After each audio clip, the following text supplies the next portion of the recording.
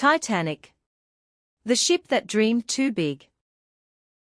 Once, over 100 years ago, a very special ship was built in a busy city called Belfast in Northern Ireland. It was so big that people came from all over just to look at it. It had 4 giant smokestacks, hundreds of rooms, golden staircases, and even its own swimming pool. Its builders were so proud, they called it the Ship of Dreams. Her name was Titanic, and she wasn't just a ship. She was a dreamer. "I want to carry people across the world," she whispered the first time her engines roared to life. "I want to keep them safe.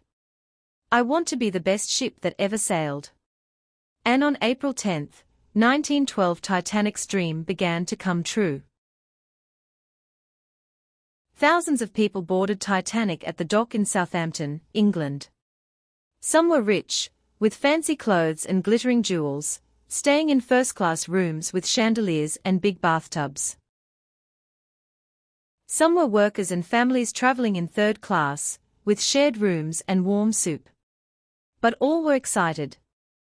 A new world waited across the sea, in a place called America. Titanic herself sparkled in the sunlight.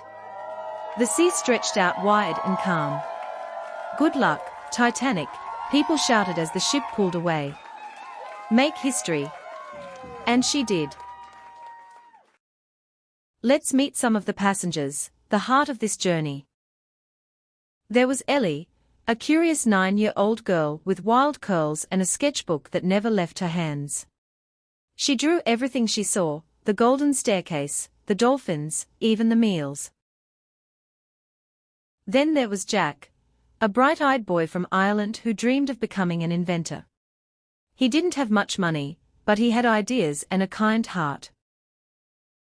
And Mr. Benjamin, an old sailor with weathered hands and a soft voice.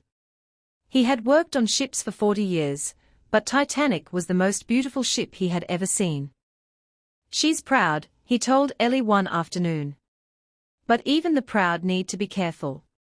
The three became friends on the deck, watching stars at night and listening to Benjamin's sea stories. The days passed peacefully. People danced, ate delicious meals, and explored the ship. Ellie even drew a picture of herself steering Titanic, just for fun. But on April 14, 4 days into the trip, the air turned colder. Much colder. The crew received iceberg warnings from other ships nearby. Titanic's captain, a wise man named Captain Smith, was calm but kept Titanic moving fast. Everyone was excited to arrive early.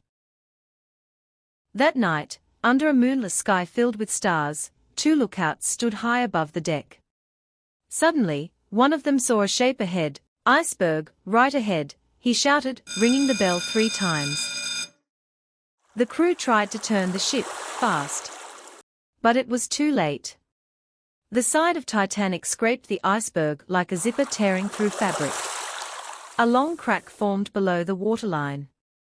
Most passengers didn't feel much, just a strange vibration.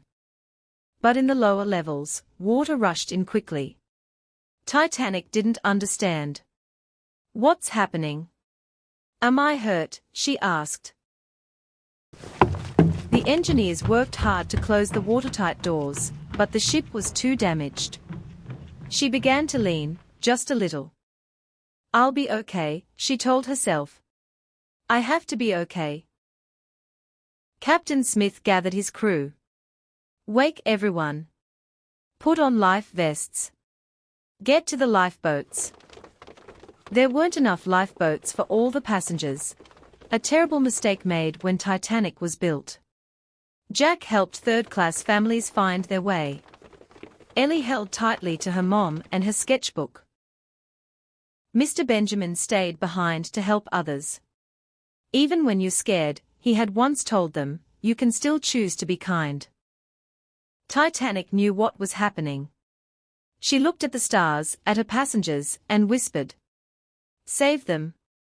Just save them." One by one, lifeboats floated away.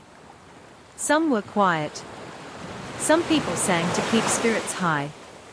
Ellie drew a quick sketch of Titanic as she drifted away, a memory she'd never forget. Jack held her hand. "One day, I'll invent a boat that flies above the water, where no iceberg can touch it," he said. Mr. Benjamin waved from the deck. His figure slowly disappeared as the ship tilted more and more.